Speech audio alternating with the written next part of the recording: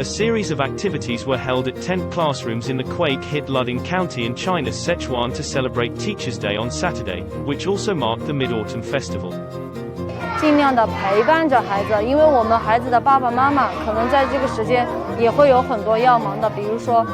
去当志愿者，去各个地方做事帮忙的，也有很多。开设这样一个课程，让小朋友每天都能够像上学一样准时的来到这里，我们的老师来陪着他们，也有更多的小朋友可以陪着他们。布置了一些场景，把我们的这个相当于是我们的帐篷教室吧，美化了一下。就是让小朋友一进教室也能够感受到我们这个节日的一个氛围，给孩子们提供这个快乐游戏、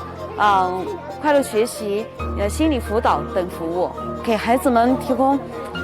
宽松的学习氛围，然后让他们忘记这个灾情发生时的这个心理恐慌，减轻孩子们的这个心理压力，让孩子们感受到其实我们虽然换了一个环境，但是也能感受到这份爱。这份热情，因为不仅是老师在关心他们，还有世界的这个爱心人士都在关心我们，让孩子们不仅有一颗爱心，还有一颗感恩的心。A 6.8 magnitude earthquake jolted Luding County last week. Local authorities have set up temporary accommodation sites and tent classrooms for the quake-affected juniors.